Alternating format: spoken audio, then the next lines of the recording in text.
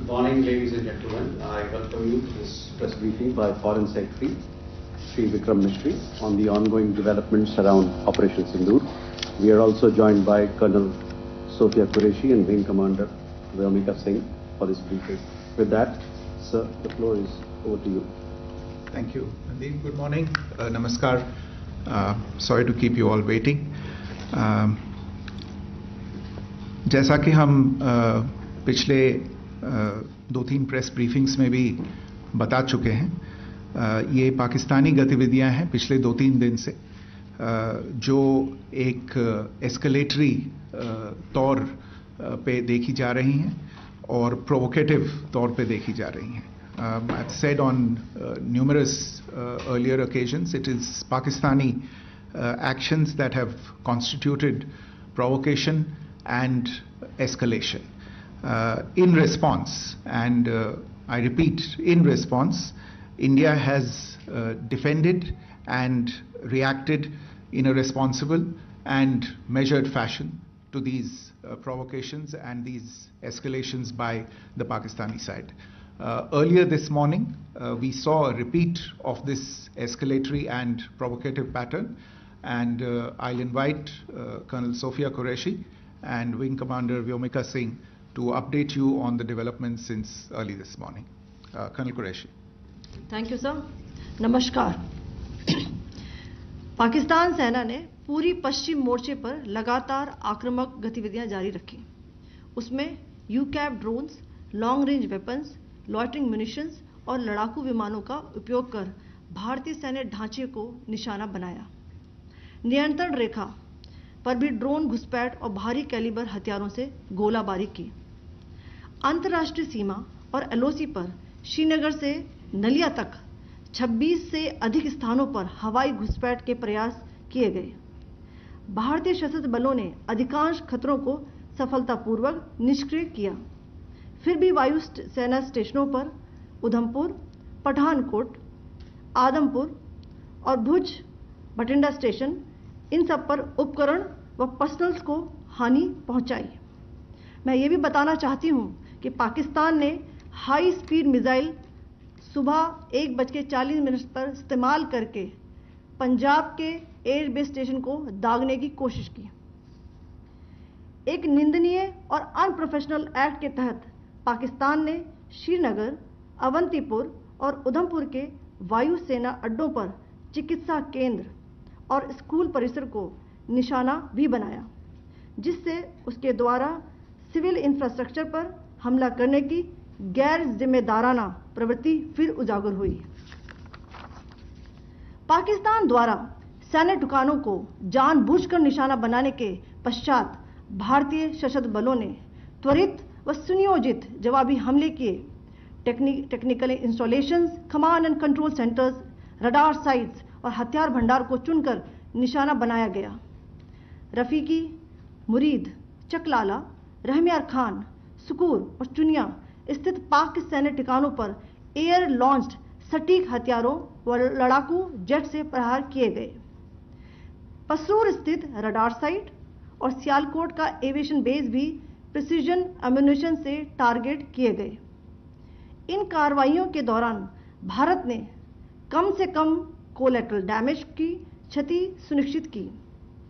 चिंता का विषय यह रहा कि पाकिस्तान ने लाहौर से उड़ान भरने वाले नागरिक विमानों की आड़ लेकर अंतर्राष्ट्रीय हवाई मार्गों का दुरुपयोग किया ताकि वह अपनी गतिविधियां छिपा सके. ऐसी चालों ने भारतीय वायु प्रतिरक्षा तंत्र को नागरिक सुरक्षा सुनिश्चित करते हुए अत्यधिक संयम के साथ कार्य करने के लिए विवश किया. साथ ही साथ पाकिस्तान ने मिस इन्फॉर्मेशन का सहारा लेते हुए आदमपुर स्थित S-400 प्रणाली, सूरतगढ़ व सिरसा के हवाई अड्डों, नगरोटा के ब्रह्मोस बेस, देहरागिरी के तोपखाना पोजीशन तथा चंडीगढ़ के अग्रिम गोला बारूद डिपो को नष्ट करने के झूठे दावे सोशल मीडिया पर फैलाए. भारत इन फॉल्स नैरेटिव्स को पूर्णतः खारिज करता है. नियंत्रण रेखा पर पाकिस्तान ने ड्रोन घुसपैठ और भारी तोपखाना गोलाबारी के कई प्रयास किए. कुपवाड़ा, बारामूला, पुंछ, राजौरी और अखनूर सेक्टर्स में तोप, मोर्टार एवं हल्के हथियारों से भीषण गोलाबारी जारी रही। भारतीय सेना ने प्रभावी व तुलनात्मक प्रत्युत्तर देते हुए पाक सेना को काफी क्षति पहुंचाई। पाकिस्तान सेना के अग्रिम क्षेत्रों में सैनिकों की डिप्लॉयमेंट बढ़ती दिख रही है, जो स्थिति को और भड़काने की मंशा दर्शाती है। भारतीय सशस्त्र बल पूर्ण परिचालन तत्परता की स्थिति में हैं। अभी तक सभी शत्रुतापूर्ण कार्रवाइयों का प्रभावी ढंग से सामना कर उपयुक्त जवाब दिया गया है। भारतीय सशस्त्र बल दोहराते हैं कि वे तनाव वृद्धि नहीं चाहते, बशर्ते पाकिस्तान भी ऐसा ही व्यवहार करे। आखिर में आपको कुछ वीडियो दिखाना चाहती हूं, जहां पर इंडियन आर्मी के वेपन्स एलओसी पर पाक के एसेट्स को ध्वस्त करते नजर आ रहे हैं।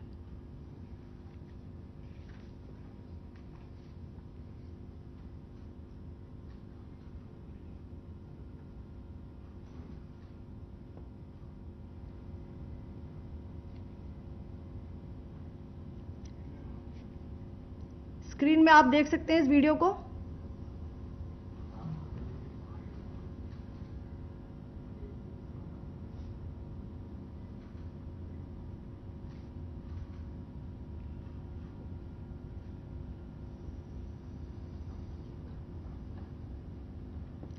धन्यवाद। जय Hind.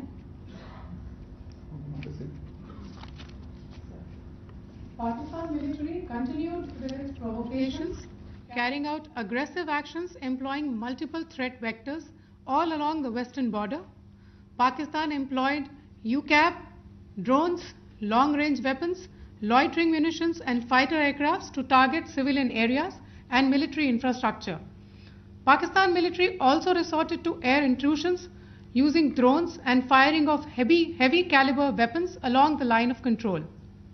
Along the international border and the line of controls, air intrusion and several harassment attacks were also attempted from Srinagar till Nalia at more than 26 locations. Indian Armed Forces successfully neutralized these threats and majority of the vectors. However, limited damage was sustained to equipment and personnel at Indian Air Force stations at Udhampur, Pathankot, Adampur and Bhuj. There were also several high-speed missile attacks noticed subsequently after 0140 hours in the night at several air bases in Punjab. In a deplorable cowardly act, targeting of civilian infrastructure also had taken place, where Pakistan attacked the Medicare center and school premises at the air bases of Srinagar, Avantipur and Udhampur, yet again displaying irresponsible targeting of our civilian infrastructure. In a swift and calibrated response, Indian Armed Forces carried out precision attacks only on identified military targets. These included technical infrastructure, command and control centers, radar sites and weapon storage areas.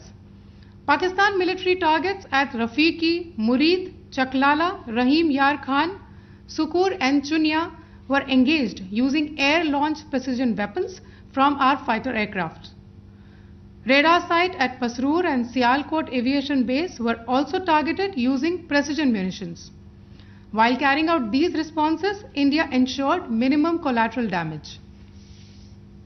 Pakistan has also attempted to execute a continued malicious misinformation campaign with claims of destruction of Indian S-400 system at Adampur, destruction of airfields at Suratgarh and Sirsa, BrahMos base at Nagrota, RT gun positions at Derang Yari and Chandigarh forward ammunition depot, with heavy damages to other military stations being propagated on social media.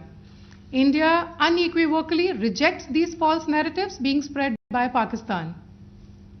Along the line of control also, Pakistan has attempted multiple air intrusions using drones and conducted shelling using heavy caliber RT guns, targeting civilian infrastructure and killing some civilians. Heavy exchange of artillery mortars and small arm fire in Kupwara, Baramulla, Poonch, Rajouri and Akhnur sectors continued. Indian Army has responded effectively and proportionately, causing extensive damage to Pakistan Army. Pak military has been observed to be moving their troops into forward areas, indicating offensive intent to further escalate the situation. Indian Armed Forces remain in a high state of operational readiness. All hostile actions have been effectively countered and responded appropriately. Indian Armed Forces reiterate their commitment to non-escalation, provided it is reciprocated by the Pakistan military. At the end, I would also like to show you a few images of Air Force bases in the Punjab sector and Rajasthan sector, where it is mighty clear that we are debunking the Pakistani claims of causing destruction at these air bases. You can yourself see the normalcy in these Air Force stations. This is Sirsa, Suratgarh. The runways are intact.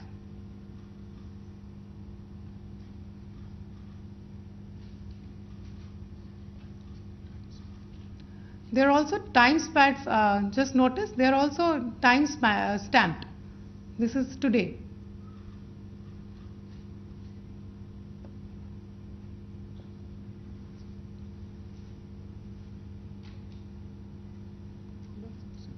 Yes. Thank you very much. Thank you. Thank you, Colonel Qureshi. Thank you, Wing Commander Singh.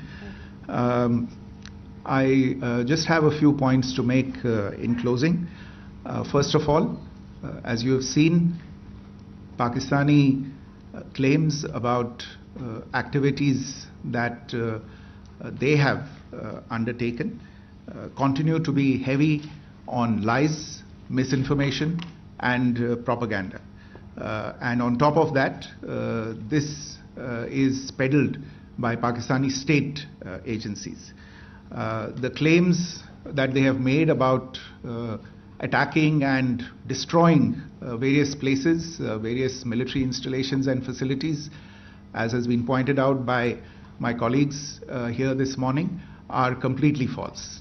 The claim about the Air Force station in Sirsa being destroyed, completely false, as you've seen.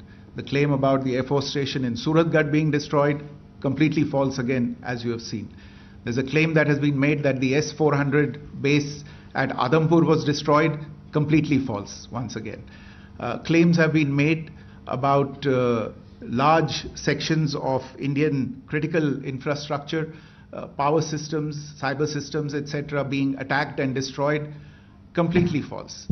I would urge all of you and all those who watch this not to be misled by this tissue of lies that is being peddled by the Pakistani state for obvious purposes.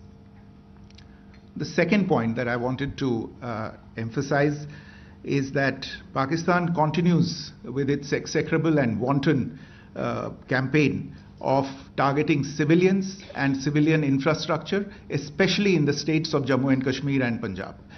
There is also on its part a consistent attempt to sow discord between communities in India.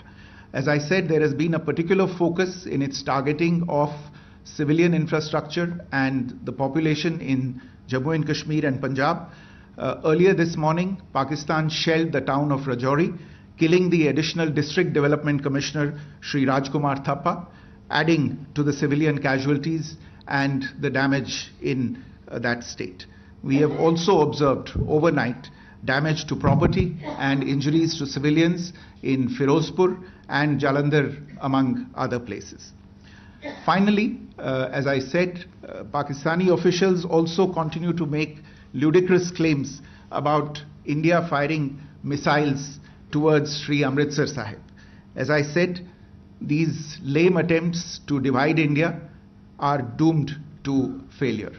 We have also seen in some of the remarks that have been shown on television that the Pakistani army spokesman seems to take great joy at the fact that the Indian public should criticize the government of India with regard to various issues. It may be a surprise to Pakistan to see citizens criticizing their own government. That is the hallmark of an open and functioning democracy. Pakistan's unfamiliarity with that, again, should not be surprising.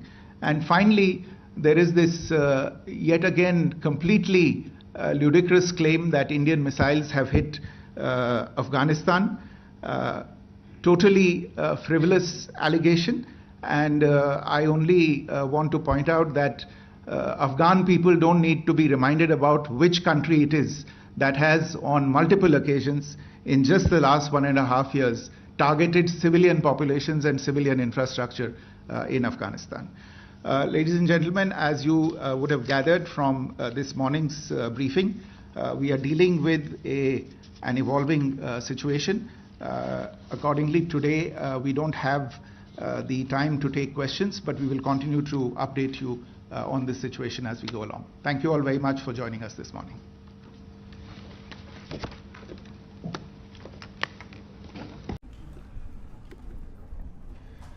Good evening, ladies and gentlemen. I have a very brief statement to make. Following that, as you know, there will be a briefing by my colleagues from the military. The Director General of Military Operations of Pakistan called the Director General of Military Operations of India at 15:35 hours earlier this afternoon. It was agreed between them that both sides would stop all firing and military action on land and in the air and sea with effect from 1700 hours Indian Standard Time today. Instructions have been given on both sides to give effect to this understanding. The Directors General of Military Operations will talk again on the 12th of May at 1200 hours. Thank you.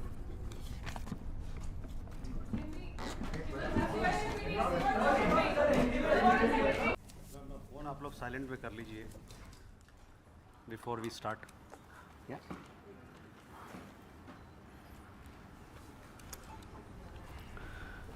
Good evening, ladies and gentlemen.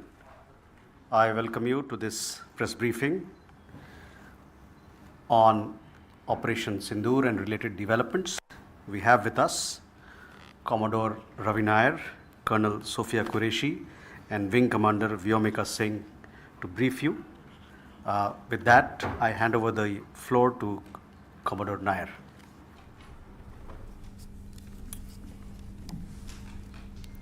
Good evening, ladies and gentlemen.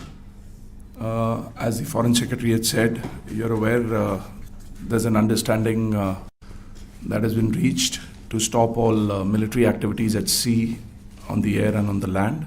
And the Indian Navy, Indian Army and the Indian Air Force have been instructed to adhere to this understanding. Since the tragic events at Pahalgam, you're aware that our responses have been measured and very responsible.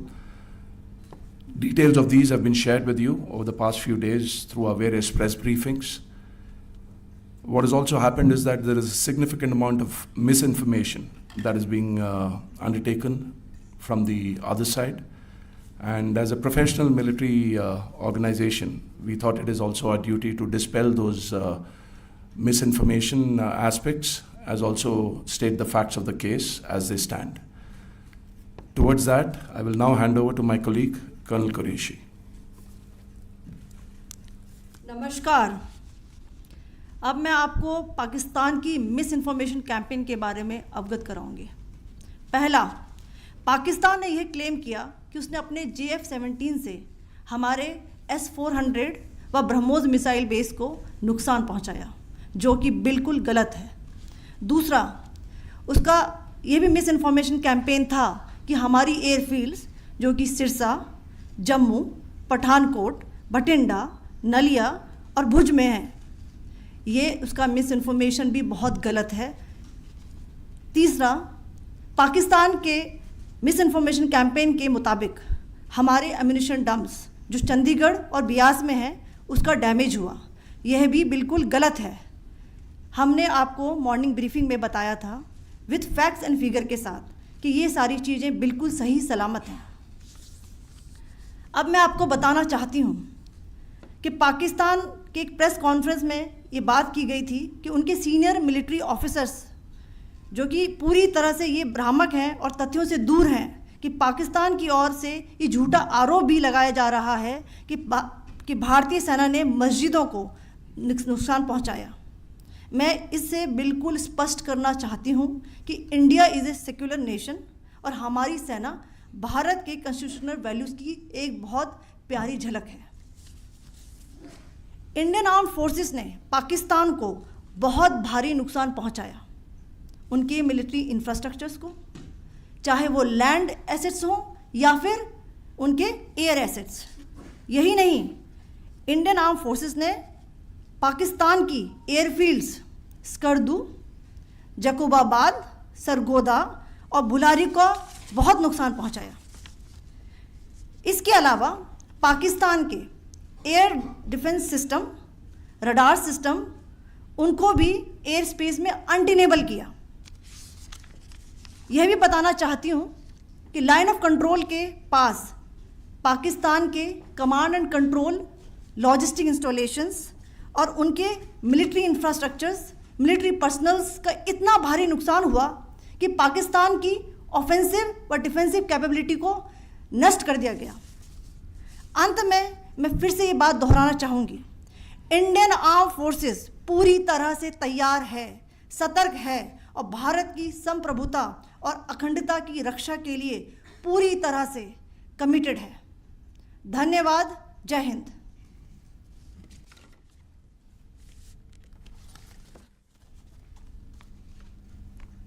So several attempts were made by Pakistan on spreading a misinformation campaign, as we have seen for the last few days.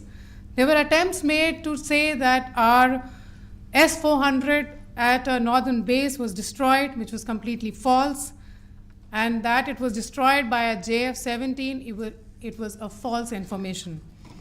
Also that the BrahMos installation was attacked and it was destroyed was false. The destruction of airfields at Srinagar, Jammu, Pathankot, Bhuj, Nalia, etc. was also a false claim. The forward ammunition dump at Chandigarh and Beas are also fit and fine, and we showed you these in the photographs in the morning briefing today. Also, there was a certain different way of miscampaign that the Pakistan conducted by its press conferences, which was conducted in a manner which were completely misleading and devoid of facts. Pakistan has been spreading fabricated allegations that the Indian armed forces have targeted mosques. Let us make this very clear here that India is a secular nation and the Indian armed forces are a reflection of our constitutional values. We hold every place of worship of all faiths in the highest regard. Our operations have been aimed exclusively at terrorist camps and facilities being used for anti-India activities. No religious sites, I repeat, no religious sites have been targeted by the Indian Armed Forces. Over the past few days, as we have seen, Pakistan has suffered very heavy and unsustainable losses after it has given us an unprovoked attack on our installations. It has suffered losses in both land and air. There has been an extensive damage to the crucial Pakistani air bases like Skardu, Sargodha, Jacobabad and Bholari. In addition, a loss of AD weapon system and radars made the defense of Pakistani airspace untenable. Across the line of control, extensive and precise damage to military infrastructure and command control centers and logistic installations. In addition to that, 2 military personnel had led to complete breakdown of its defensive and offensive capability and also Pakistani morale. Sir. In conclusion, let me reiterate that Whilst we will be adhering to the understanding that has been reached today, that is the Indian Army, the Indian Navy, and the Indian Air Force, we remain fully prepared and ever vigilant and committed to defending the sovereignty and integrity of the motherland. Every misadventure by Pakistan has been met with strength, and every future escalation will invite a decisive response. We remain fully operationally ready to launch whatever operations may be required in defense of the nation. Thank you very much, ladies and gentlemen. Thank you. With that, we come to the closure of this press briefing. Thank you very much. चलिए ठीक है, ये विदेश मंत्रालय की press conference आ रही है। बीच जो पिछले कुछ दिन से चल रही सैन्य कार्रवाई को रोकने का समझौता आज शाम को हुआ था। पिछले कुछ घंटों से इस समझौते का पाकिस्तान की ओर से घोर उल्लंघन हो रहा है। भारतीय सेना जवाबी कार्रवाई कर रही है और इस सीमा अतिक्रमण से निपट रही है। ये अतिक्रमण अत्यंत ही निंदनीय है और पाकिस्तान इनके लिए जिम्मेदार है। हमारा मानना है कि पाकिस्तान इस स्थिति को ठीक से समझे और इस अतिक्रमण को रोकने के लिए तुरंत उचित कार्रवाई करे। सेना ने इस स्थिति पर कड़ी नज़र रखी हुई है और उसे किसी भी अतिक्रमण से निपटने के लिए ठोस और सख्त कदम उठाने के लिए आदेश दे दिए गए। Good evening.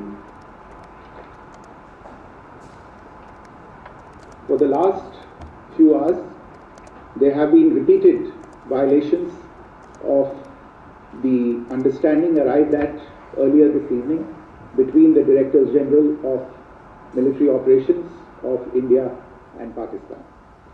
This is a breach of the understanding arrived at earlier today. The armed forces are giving an adequate and appropriate response to these violations, and we take very, very serious notice of these violations. We call upon Pakistan to take appropriate steps to address these violations and deal with the situation with seriousness and responsibility. The armed forces are maintaining a strong vigil on the situation. They have been given instructions to deal strongly with any instances of a repetition of the violations of the borders along the international border as well as the line of control. Thank you.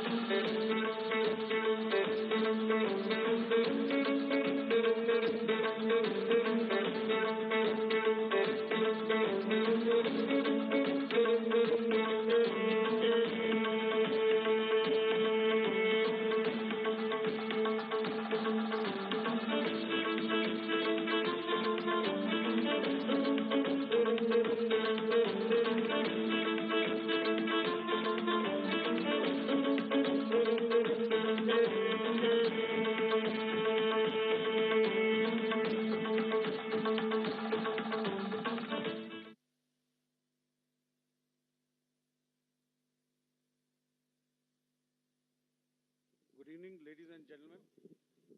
Jai Hind.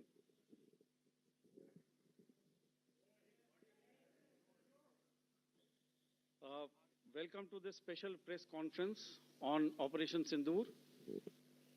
We will begin with opening statements by the three senior officers to my right here, who have been directly overseeing operations during Operation Sindoor.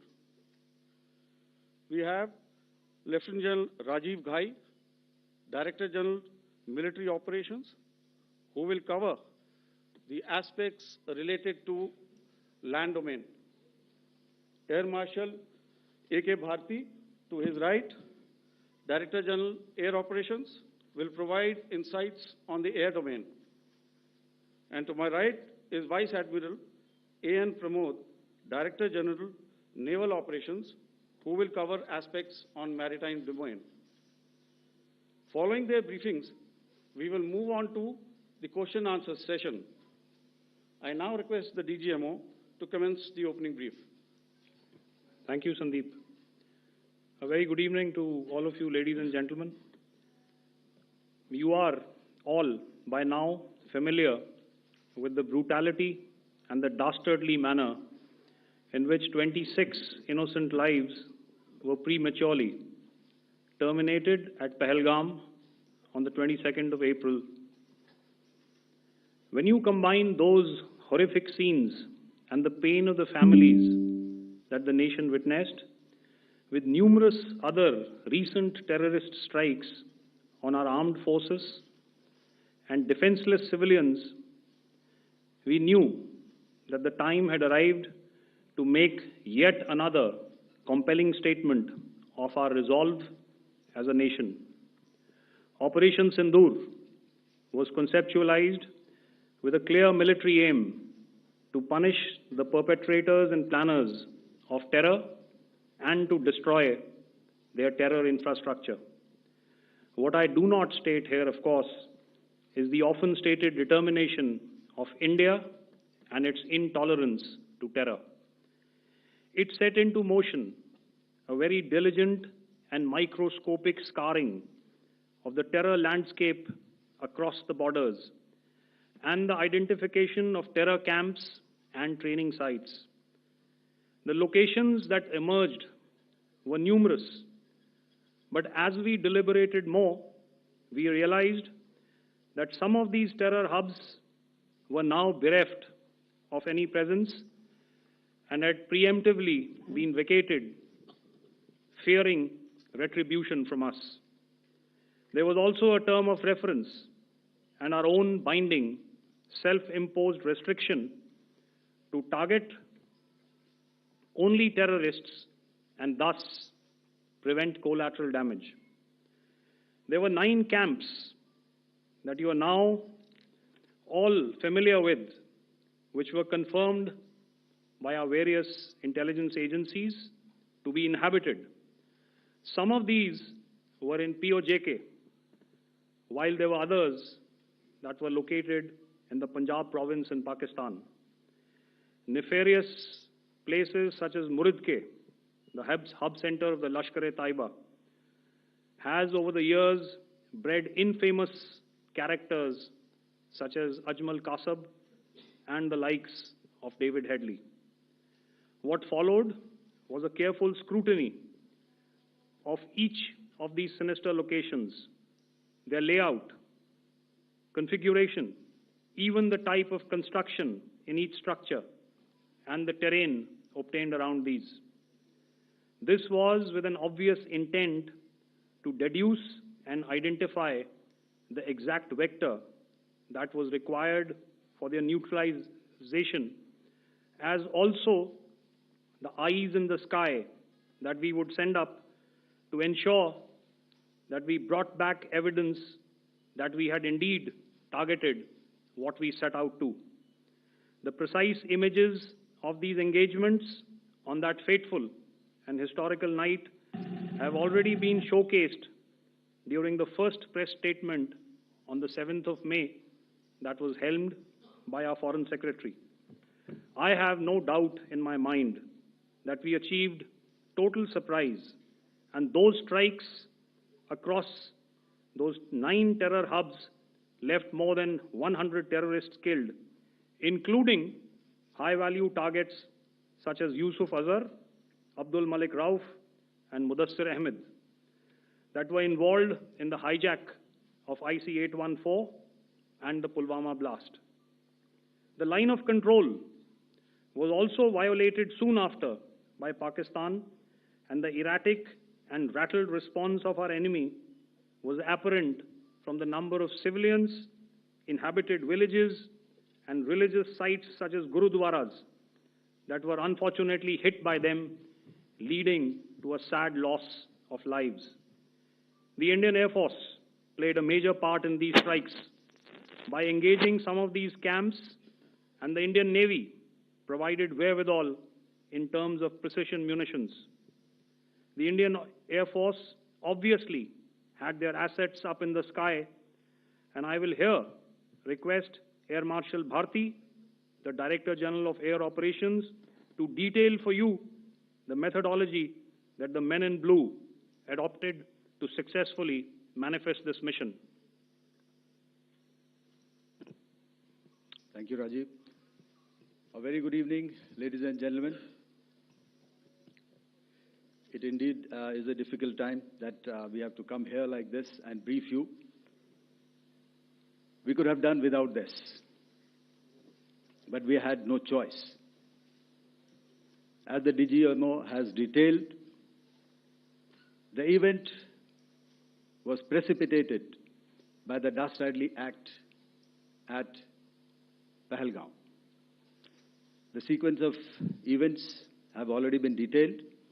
We carefully selected the targets, and out of the 9 selected targets, the target systems that were given to the Indian Air Force were the notorious training camps at Bhavalpur and Muridke, these being further from the international boundary. Through critical target system analysis, we analyzed what was to be done to annihilate these targets and plan to engage these targets with precision air-to-surface guided munitions so as to avoid collateral damage. The modalities of planning process I will not go through at this instant. However, what I would like to show you is the results that we achieved through our targeted air strikes. Could I have the second slide, please?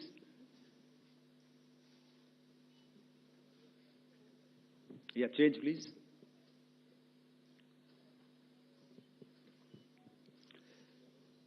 Okay. This is what the terror infra at Muridke looks like. If you see, north is as indicated, and to the right is east, where the international boundary lies. Could we have the next slide, please?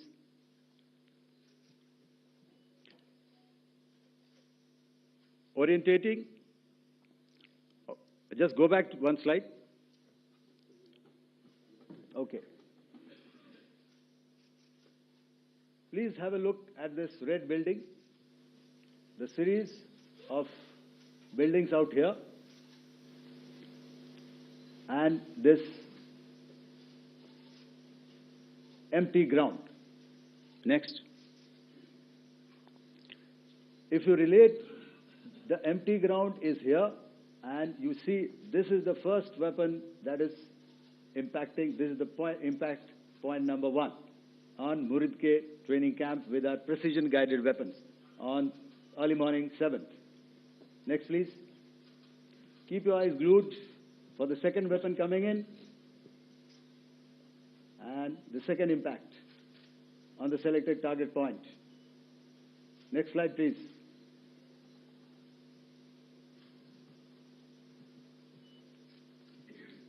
Third weapon, third impact. Continue. And fourth weapon, fourth impact. So through these targeted and precision targeting, we addressed the target at Muridke, which was the terrain infrastructure. Can you hear me? All right. Okay, I'll come closer to the mic. Now we go to the next target, which is the Bhavalpur training camp. Next slide, please. Okay, just wait. So the effect, if you see, the impact point, if I can point out, this is the impact point. The ammunition has gone through the roof and it has created a blast inside, the photographs of which you would have, all of you would have seen. And the red building, after that, there was this double-story building. It has been completely decimated by precision targeting. Next, please. The target system, which was in the north, a series of buildings. I'll show you how it looked. Next. Completely destroyed by our precision targeting. Next. Now coming to Bhavalpur, this is the target complex that we are dealing with, a fairly large target complex. So we had to carefully choose the points that we needed to address, which were high value and which would meet our stated objectives of eliminating the terrorists. I would like to draw your attention to this red canopy, and in relation to that, I would cover the targets. One target system is a series of buildings here, other one here, and other one out here. Next slide, please. This is how it looked before, and this is how the building looked after the impact of the weapon. And orientation in relation to this red canopy, you can see here. Next, please. Before, next, and after. The roofs have completely collapsed. Next. This is the target system. Next. Precision targeting, and we have achieved our objectives here. Next. All right. So that was what we did on the 7th. Our objective was to address these two terrorist camps, and that we did with precision. And thereafter, we maintained a robust air defense posture, because remember, our objective was to target the terrorists and terrorist infrastructure, not any other infrastructure, not the Pakistani military, not the Pakistani any other infrastructure. So that is what we have maintained on the 7th of May. However, what we saw in the evening of 7th of May, we were saturated with a raid of Pakistani unmanned aerial vehicles and small drones. And these came in waves in our civilian areas, over our military installations, and all of them were successfully intercepted. Few of them did manage to land. However, there was not much damage that they did. And we have our robust counter-US hard kill and soft kill systems, which did the job. However, the difference here was that we had targeted the terrorists. The adversary now has targeted our civilians and the military infrastructure. So it had to be responded to. So in a quick and calibrated response, that very night, we struck their radar installations at Lahore and close to Gujranwala, the LYT installation, to indicate to him that we are ready, yet we do not want to escalate. Our fight was with the terrorists and not with the Pakistani military establishment. Thank you.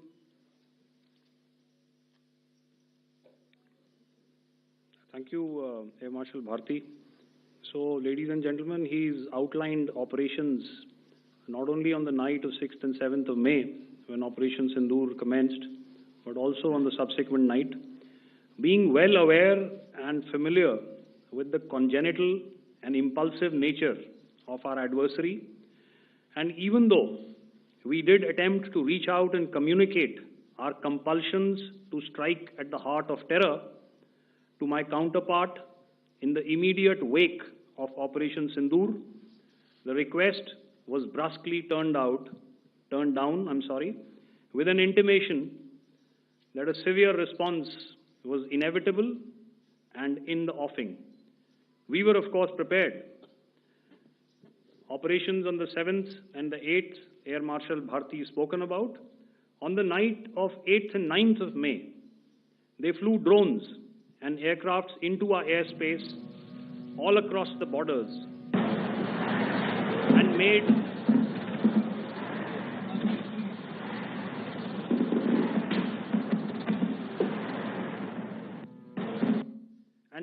largely unsuccessful attempts to target numerous military infrastructure.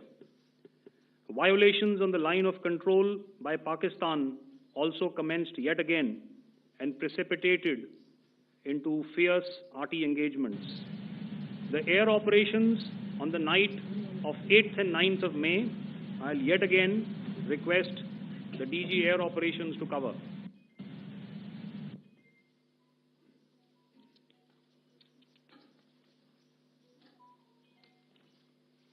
So I just covered what happened on the night of 7th and 8th.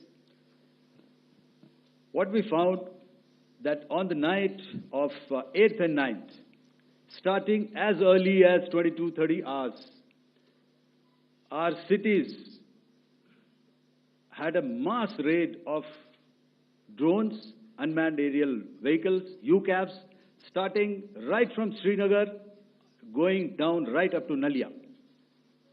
It was a mass raid in waves, and it was relentless. However, we were prepared, and our air defense preparedness ensured that there is no damage on ground or to any of the intended targets that the enemy might have planned for. The difference between 7th night and 8th night was that on 7th night, he sent in his Jihad class of UAVs, however, these UAVs can go some distance, they are armed. However, on the 8th, less numbers of armed UCAVs were there or UAVs were there, and more numbers of quadcopters, maybe for surveillance or just for harassment of civilians. This continued till midnight. Our air defense preparedness ensured that there was no damage on the ground, either to the military installations or to the civilians.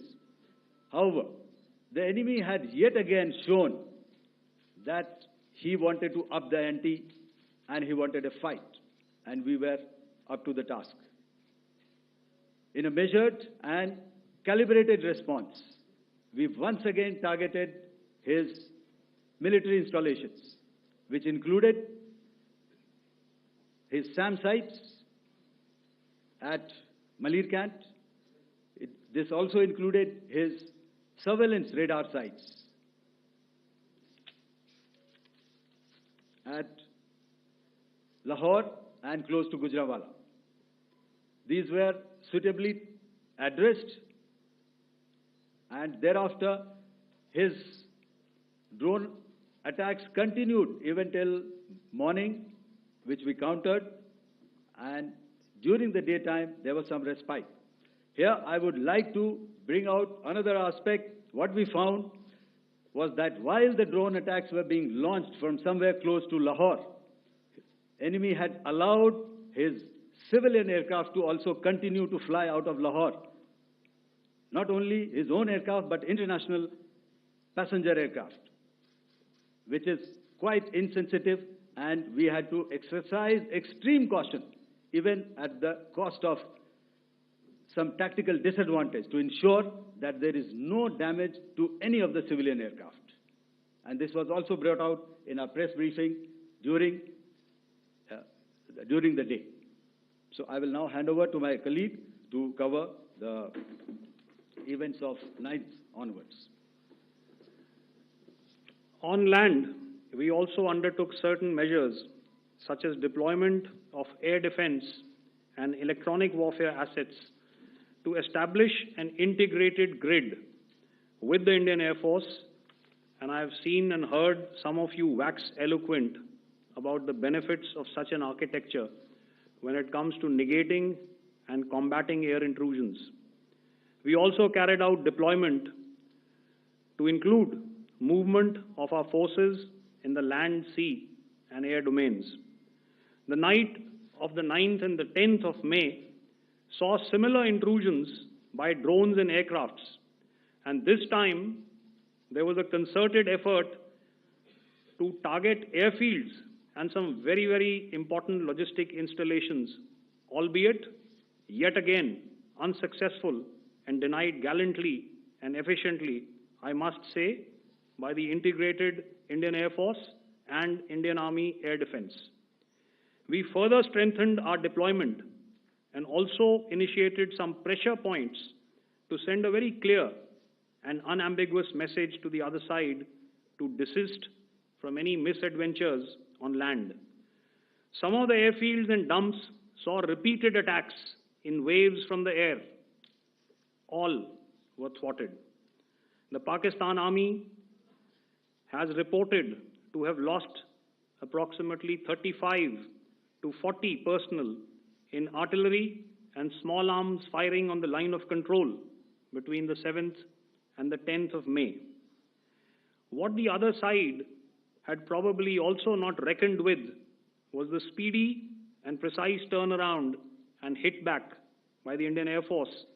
And I will yet again ask Air Marshal Bharti to speak about these significant and game-changing strikes. I will thereafter request Vice Admiral Pramod, my colleague and Director General of Naval Operations, to tell us about some very telling naval maneuvers in the Arabian Sea that exerted pressure on the night of 9th and 10th of May. Over to you, sir. Thank you. Commencing about 2000 hours, that is 8 p.m. local time, on 8th of May, several Pakistani unmanned aerial systems, drones, combat vehicles attacked multiple IF bases. These included Jammu, Udhampur, Pathankot, Amritsar, Bhatinda, Nal, Dalhousie, Thois, Jaisalmer, Uttarlai, Falodi, Nalia. These were almost simultaneous and they came in waves. All our AD guns and other systems were waiting for them.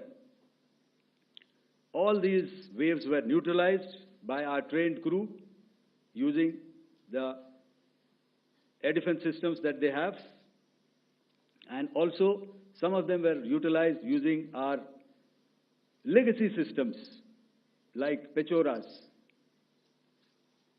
and IF Summer, which we have recently acquired. And some were neutralized by the Garud snipers. There was no damage on ground from these incursions and these mass raids, if I could call them, from the Pakistani side. However, following these relentless attacks on our air bases, on our forward positions, and on our civilian targets, this was time to convey some message to our adversaries. And therefore, a decision was taken to strike where it would hurt. And towards that, in a swift, coordinated, calibrated attack, we struck his air bases, command centers, military infrastructure, air defense systems across the entire Western Front.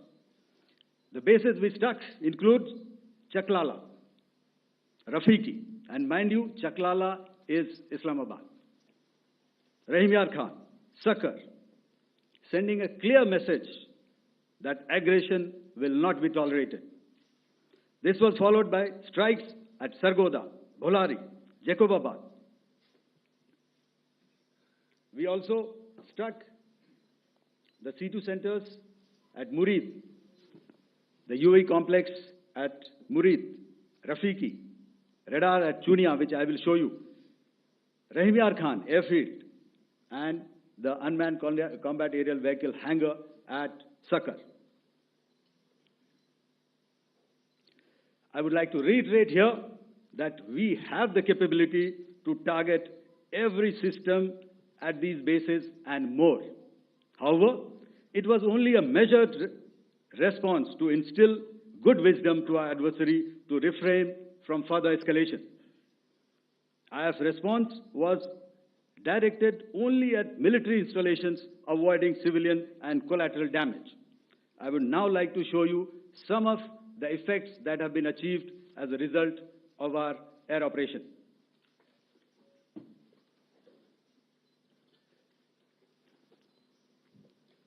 Here is the Pasrur air defense system, if you could see. Zoomed up view, this is the radar mounted on a high tower.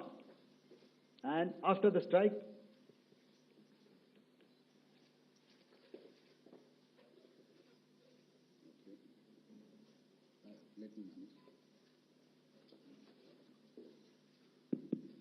thank you. Can you hear me? Yeah, thank you. And after the strike, this is what has happened. This radar has been taken out, completely burnt. Next slide, please. The Chunia air defense radar, which was taken out on 7th and 8th. This is the radar site. A blown up photograph, once again, on a tower. Not very clear, but what you see very clearly is the after effect after we have struck. The radar head has been completely decapitated. Next slide, please. Arifwala air defense radar. In this complex, you see how it looked before, blown up image, and after really blown up. Next. Now coming to Sargodha airfield. Remember, this is one of their important airfields wherein they have a lot of assets, F-16s, other assets which they keep getting, training institutes. And we have stuck this airfield. It is not, if you zoom in here, then one impact point here on the runway and second impact point of our weapon, precision weapon on the runway. And if you see, this blown up, repairing going on. Same here. Next. Raimiar Khan. This is the area we have struck. A deep strike out here and one complex here. So this is how it looked before, and the same. You see a big crater, another crater here, and this complex, after strike, neutralized. Next. Chaklala airfield, Noor Khan, once again a major air base, a lot of their logistic assets out here. This was the chosen complex that we intended to strike and convey a message. Next slide, please. This is how it looked before, and this is how it looked after our strike. Next. Sakar. We chose the radar site at Sakar. This is the radar site, and after it was struck, this is the aftermath, completely burnt out. Next, please. Aircraft shelter. This is how it looked before the strike, and this is how it looked after the strike. The roof of the buildings completely caved in and burnt. Next. Bolari airfield, aircraft hangar.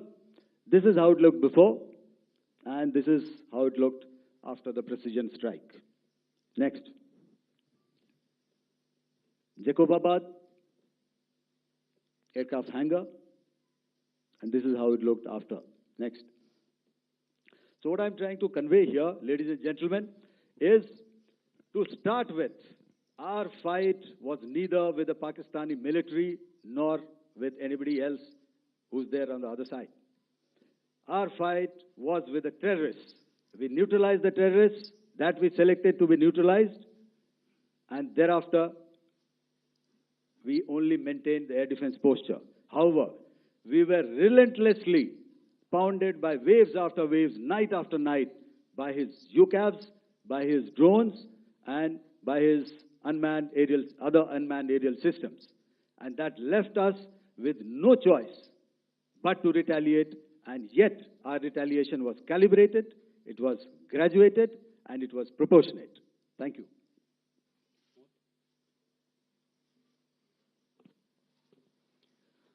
Good evening, ladies and gentlemen. In the aftermath of the cowardly attacks on innocent tourists at Pahalgam in Jammu and Kashmir by Pakistani-sponsored terrorists on 22nd April, the Indian Navy's Carrier Battle Group, surface forces, submarines, and aviation assets were immediately deployed at sea with full combat readiness in concert with the Joint Operation Plan of the Indian Defence Forces. You may be aware that we tested and refined tactics and procedures at sea during multiple weapon firings in the Arabian Sea within 96 hours of the terrorist attack. The aim was to revalidate our crew, armament, equipment, and platform readiness to deliver various ordnance on selected targets precisely. Thereafter, our forces remained forward deployed in the Northern Arabian Sea in a dissuasive and deterrent posture with full readiness and capacity to strike select targets at sea and on land, including Karachi at time of our choosing. The forward deployment of the Indian Navy compelled Pakistani naval and air units to be in a defensive posture, mostly inside harbors or very close to the coast, which we monitored continuously. The Indian Navy maintained seamless maritime domain awareness throughout the duration and was entirely aware of the location and movement of Pakistani units. In effect, we had and continue to have good battle space transparency using our maritime domain awareness grid. As you are aware, our response has been measured, proportionate, non-escalatory, and responsible from day one. Accordingly, the calibrated approach considered all options, including the ability of the Indian Navy for offensive action from and at sea.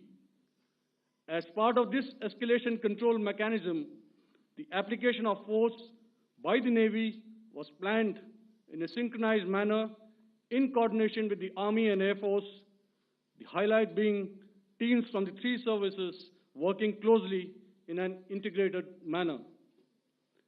Along with the kinetic actions by the Indian Army and Indian Air Force, the overwhelming operational edge of Indian Navy at sea contributed towards Pakistan's urgent request for a ceasefire yesterday.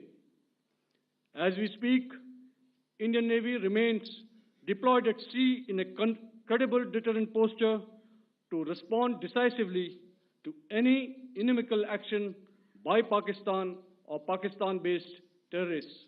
Thank you. Samno Varna, Jai Hind. Now I'll hand over to Director General Military Operations for further proceedings. Ladies and gentlemen, on the 10th of May, in the morning, even as we were getting into a huddle to wargame the events of the previous night, a routine exercise, I received a message on hotline from my counterpart in Pakistan seeking my willingness to communicate. Since our initial aim was to strike at terror camps, and all our actions in the subsequent days were in response to the intrusions and violations by the Pakistan Air Force and its army, it was decided that I would indeed speak with my counterpart. You are already aware, I've seen it being covered on national television, that my communication with the Pak DGMO was conducted at 15:35 hours yesterday and resulted in cessation of cross-border firing and air intrusions by either side with effect from 1700 hours, 10th of May, after he proposed that we cease hostilities. We also decided to further speak on the 12th of May that's tomorrow, at 1200 hours, to discuss the modalities that would enable the longevity of this understanding. However, disappointingly, and must I add, expectedly, it took only a couple of hours for the Pakistan Army to violate these arrangements by cross-border and across the line of control firing, followed by drone intrusions across the expanse of the Western Front, through last night and in the early hours of the morning today. These violations were responded to robustly and dealt with as they must be. We have earlier today sent another hotline message to my counterpart highlighting these violations of the understanding between the DGMOs on the 10th of May and our firm and clear intent to respond to these fiercely and punitively, if repeated tonight, subsequently, or later. In this regard, I must inform all of you that the Chief of Army Staff has earlier today conducted a security review and has granted full authority to our Army commanders for counter-actions in the kinetic domain in case of any violation by Pakistan. In the end, I pay my solemn homage to my 5 fallen colleagues and brothers from the armed forces and civilians who have tragically lost their lives in Operation Sindoor. Our hearts go out to the bereaved families, and we express our solidarity to them in this lifetime and beyond, at this grave juncture in their lives.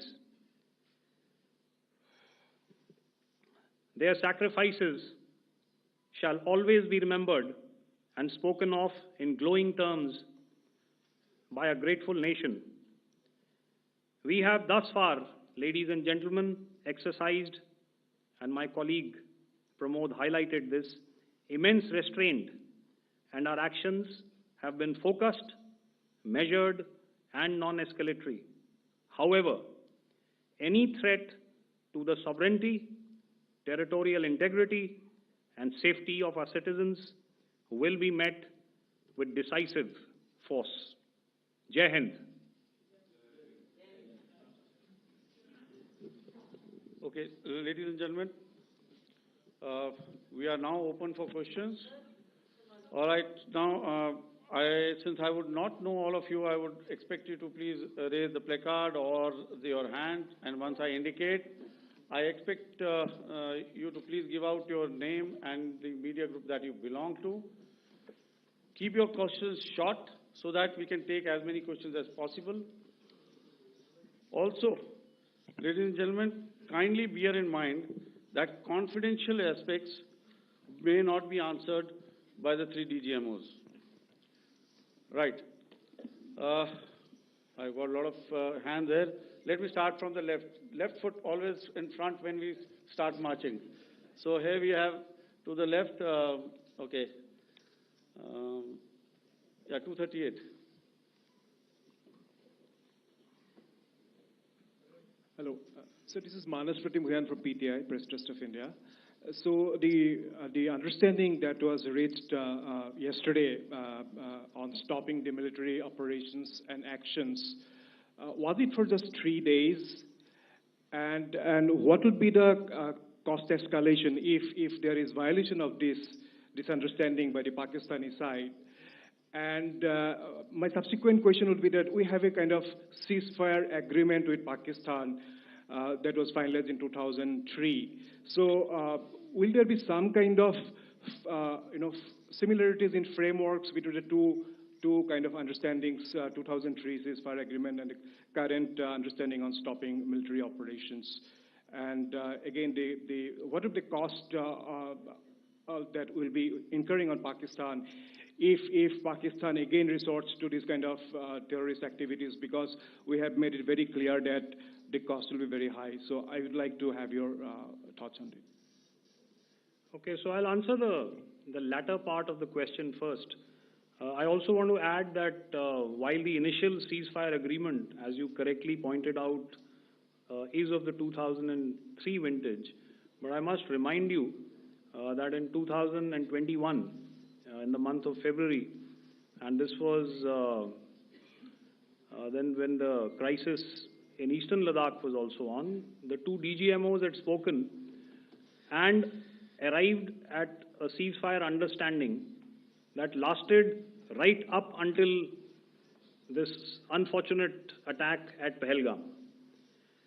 Once our Foreign Secretary had announced the decisions of the CCS in the immediate wake of that attack, he had announced certain measures, and then of course Pakistan had in turn made its own announcements. Since then, there have been certain violations of this ceasefire understanding, and of course after the 7th of May, like I pointed out during my statement, that there have been numerous violations on the line of control especially, and of course along the international boundary by the Pakistan Army and the Pakistan Air Force. This understanding that we spoke about yesterday, no, it was not for 3 days. It was first to stop aggressive and hostile activities immediately, let that order and direction settle down for about 36 hours, and thereafter discuss modalities, like I said, to ensure its longevity. That is tomorrow, on the 12th of May. But unfortunately, we had a violation starting at approximately 1900 hours last night. And we've sent a communique, like I said, to the Pakistan Military Operations Directorate. And we will await as to what happens tonight. All right. The cost escalation, I'll leave it to your best imagination. I've already said that the response will be fierce and punitive. Now, the right foot forward. Yeah.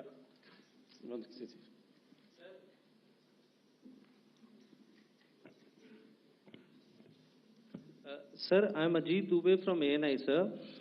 Sir, my question is that you talked about the loss of lives to the Pakistan Army, that was around 35 to 40 kills secured by the Indian Army. Sir, can you tell us what would be the total loss of life to the Pakistan Army in both Army and Air Force attacks, sir? And how good was the performance of the BrahMos, Scalp and the S-400 during the operations? And sir, since we have just one line. No multiple questions, please. Sir, all right. And since sir, we have achieved such a spectacular, we have made good achievements in this entire operation. Can we say that we have emerged victorious, or we have a big upper hand over the Pakistanis in this entire conflict? Thank you very much, sir. So I'll answer the question about the loss of lives on the other side. Of course, there are various means to ascertain that number. There is information from various agencies that come in. There are, of course, on the line of control, other ways to find out as to what has been the effect of what you are doing there in ceasefire violations. So therefore, I mentioned 35 to 40 on the line of control, and please remember that once Operation Sindoor was launched, the responses of the Pakistan Army were also on Indian Army or the Indian Armed Forces infrastructure. Let me put it that way. So that's why I did not cover casualties of the Pakistan Army, at least in the initial phases of battle, because those were not our targets. Our targets were terror-oriented, and of course later, once they launched air intrusions and air operations on our infrastructure, We've used heavier weapons and, of course, there would have been casualties, but those are still being assessed. The effects of the weapons that you mentioned, I will request Air Marshal Bharti to, apprise all of you about those. Good evening, Mr. Sujit. How are you? Ajit. Okay, we're meeting after some time. I never mentioned about any of the weapons that we used. Check. Okay. What I was saying, that I never mentioned of any of the weapons, the caliber that we used. All right. So we'll leave it at that. Those are matters of operational details which I would not like to go into. But suffice to say that whatever methods and whatever means we have chosen, it had the desired effects on the enemy targets. How many casualties? How many injuries? Well, to start with, our aim was not to inflict casualties, but in case there have been, it is for them to count. Our job is to hit the target, not to count the body bags. And the last part of your question, I wonder if you read out the tweet on ADG-PI at midnight once we'd done what we had to in Operation Sindoor. And that's credit to my friend here on the left. Justice has been served, Ajit. That is all that I will say. Ajit, I'll request you to, refrain putting words into his mouth. All right. Yeah, I'll come back to the left. 147. Sorry, 47. No, 47. Did I see it here or? Yeah. Good evening, gentlemen. Sorry, 147. I saw it there. Sorry. Yeah. Since I've already said 147. Start, please. Hi, sir. Good evening. This is Shivam Patel from Reuters News Agency. Thank you for giving me the opportunity. My question, sir, is how many military targets did Indian Armed Forces strike in Pakistan in response to the attacks from Pakistan? How were these targets selected? And how many troop casualties have been there in total on both sides, if you can give details? Thank you. I'm sorry, where are you? I haven't spotted his... He's to the right. Okay. Can you just repeat that for me, please? Sure, sir. So my name is Shivam Patel. I'm from Reuters News Agency. My question is, how many military targets in total did the Indian Armed Forces strike in Pakistan in response to the attack from Pakistan? How were these targets selected? And how many troop casualties have been there on both sides, if you can? So you're speaking of the targets that I mentioned in the wake of the attack at Pahalgam, right? Yeah, I think it's amply clear to everybody here that the Pakistan Army has not crossed the international boundary, neither in the plain sector nor on the line of control. So the intrusions have been in the air. There have been certain attempts on the line of control when ceasefire violations have been on to try and infiltrate and carry out and perpetrate activities that we are all very well familiar with. Whether these are by terrorists or by the Pakistan Army or its special forces and commandos is difficult to say, but each of these have been effectively thwarted. So therefore, as far as engagements of military targets on the other side is concerned, I thought Air Marshal Bharti covered those very well and, in detail. And he also mentioned as to how they went about targeting those.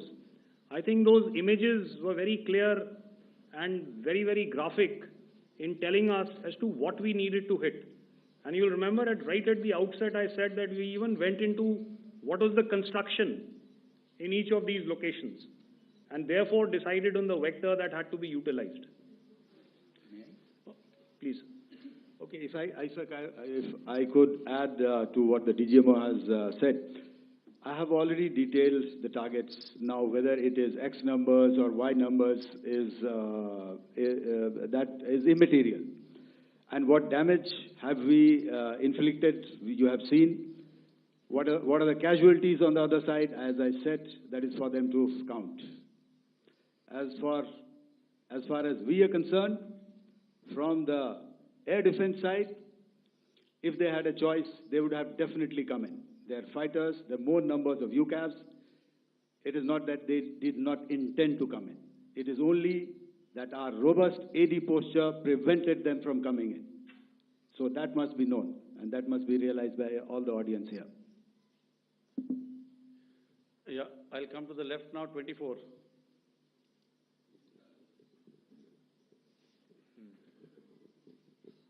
Good evening, sir. This is Anvesh Rath from Z.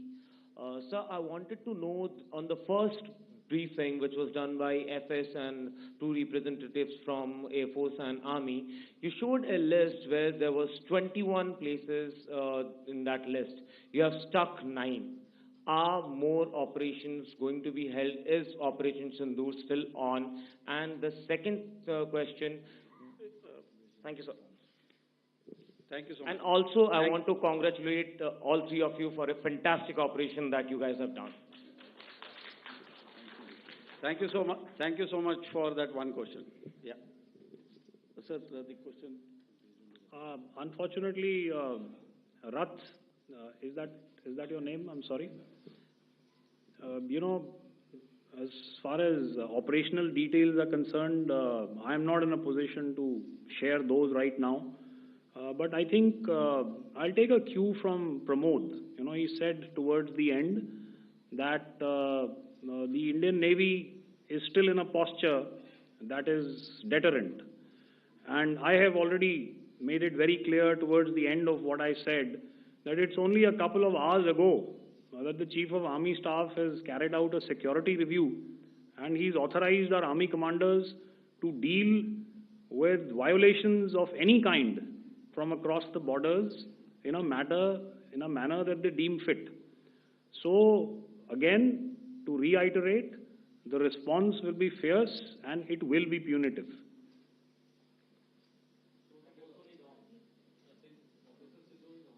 Yes. 163. I'll go back this side now. Yeah, 255. She said middle wale kya karenge, so 255. Oh, sorry. Good evening, sir. I'm Shailesh from National Defense. Please allow me, first of all, to pay my gratitude for protecting us Indians. Thank you very much. Sir, since the enemy has been talking about taking down our aerial platforms, it would be deemed fit in case we can reveal that we have taken down their fighter jets. What could be the number? Though you said that they may be not good to reveal the platforms, but since this has come from various quarters in Pakistan, so I believe that we need to answer, in case if you can, sir, if you may allow. The question is for me? Yes, sir. Okay, and if I get it right, you want to know how many of their planes we have downed? Yes, sir. Yes, sir. All right. See, as I said, their planes were prevented from coming inside our border. All right. So we do not have the wreckage with us, but definitely we have downed a few planes. Numbers, we would not like to hazard a guess out here. Okay.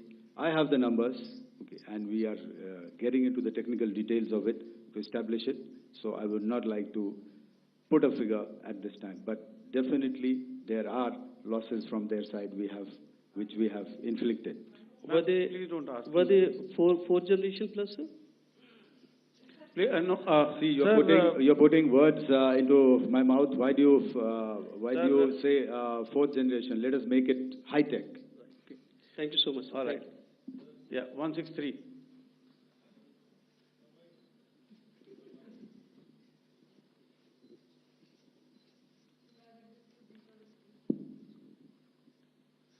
Sir मैं मंजीत नेगी हूँ आज तक से। मेरा सवाल ये है कि इस पूरे ऑपरेशन में जो आतंकी ठिकानों को निशाना बनाया गया, क्या नंबर्स कुछ बता सकते हैं, कितने आतंकी मारे गए? कुछ नाम सरकार, मतलब कुछ नाम मीडिया में आए भी हैं जो बड़े उसके मास्टरमाइंड थे। और एक सवाल जो आज एयरफोर्स ने भी ट्वीट किया कि ऑपरेशन सिंदूर अभी जारी है और सरकार की तरफ से भी कहा गया। और पिछली बार जब विदेश मंत्रालय की प्रेस कॉन्फ्रेंस पहली हुई थी उसमें वो लिस्ट दिखाई गई थी कि 21 टेरर कैंप आइडेंटिफाई किए गए हैं। तो क्या जो बाकी बचे हुए टेरर कैंप हैं उन पर भी कार्रवाई होगी? और एक नंबर अगर आप बता पाएं कितने टेररिस्ट मारे गए? Sir, before you answer, sir, before you. Manjeet ji, 3 questions. The third one has just been asked here before. So 21 this thing. So I'll request the first to be answered so that we have more number of people who can ask.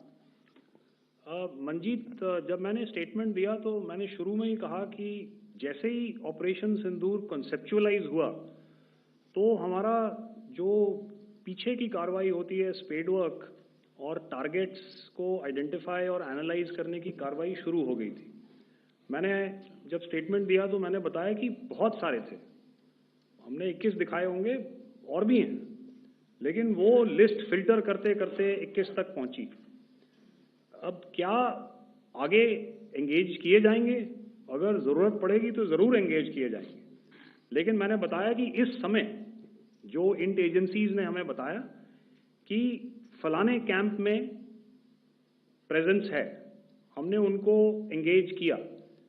कुछ नाम मैंने लिए, कुछ नाम अभी पुख्ता किए जा रहे हैं। मैंने आपको बताया कि जो इंट एजेंसीज ने अभी तक असेसमेंट किया है उसमें उन्होंने कहा है कि तकरीबन 100 से ज़्यादा मारे गए हैं। और एक आज आपने तस्वीर भी देखी कि काफ़ी प्रोमिनेंट जो फ्यूनरल था, काफ़ी प्रोमिनेंट एक जो हस्ती हैं वो ऑर्गेनाइज कर रहे थे, और उस फ्यूनरल में और कौन कौन लोग अटेंड कर रहे थे वो तो आपने देखा ही। तो आप लोग सब समझदार हैं और मुझे ये कहने की ज़रूरत नहीं है कि इन लोगों को कहाँ से सपोर्ट मिल रहा है। अगर नहीं मिल रहा होता तो ऑपरेशन सिंदूर नहीं होता, तो उसी की वजह से है ये ऑपरेशन। तो मेरे ख्याल से मैंने आपके सारे सवालों का जवाब दे दिया। Ma'am, sir next is from 17। Sir मेरा नाम अंजू निर्वाण है, TV9 भारतवर्ष से। सर मेरा सवाल ये है कि ऑपरेशन सिंदूर में हमारी जो इंडियन नेवी है उसके बारे में सर थोड़ा सा बताएं कि किस तरह की उसकी भूमिका रही, क्योंकि हमने इस दौरान सर देखा कि बहुत सारी स्पेकुलेशन भी रही और ये बोला गया कि कराची तक हमारी नेवी ने ऑपरेशन किया है। तो सर इस पे थोड़ी सी क्लैरिटी चाहिए। और सर हमने कौन कौन से फाइटर एयरक्राफ्ट डाउन किए हैं, अगर उसका भी थोड़ा सा क्लैरिटी मिल जाए तो अच्छा रहेगा। तो मैं आपका पहले सवाल का जवाब दूंगा। I will make few sentences and leave it for your imagination. First of all, as I mentioned, we have quantitative and qualitative edge to deliver a massive blow to our adversary, and we completely dominate in the maritime front. Indian Navy's action is part of the escalation ladder mechanism which we have worked out amongst 3 services. This time, if Pakistan dare take any action, and Pakistan knows it, what we are going to do. That's all. Okay. आपके सवाल का जवाब मैं पहले दे चुका हूं। इसलिए मैं बस उस तक ही सीमित रखूंगा और इतना कहना चाहूंगा कि आने वाले दिनों में आपको खुद ही पता चल जाएगा, और ऐसी बातें छुपी नहीं रहती हैं, तो पता चल जाएगा। So at this time we'll just let it be. Okay, ladies and gentlemen, we have 1 or 2 more questions, sir. So please, they are going to be outside. You can speak to them there also. 104.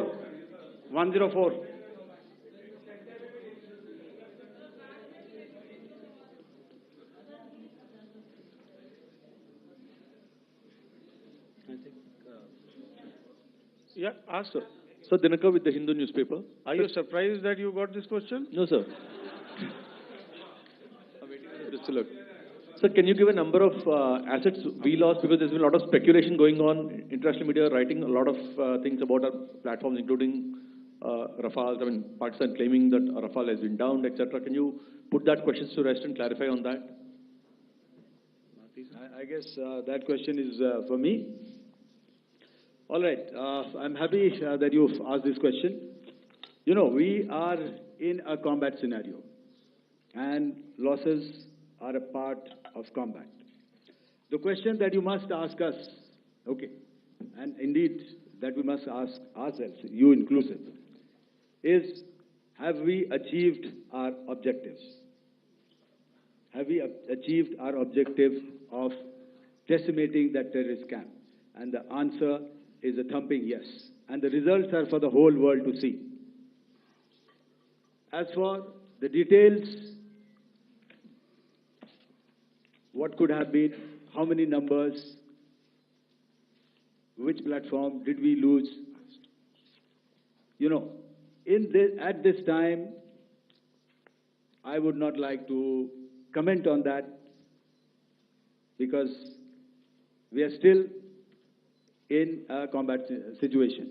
And if I comment on anything, it will only be advantage adversary. So we don't want to give him any advantage at this stage.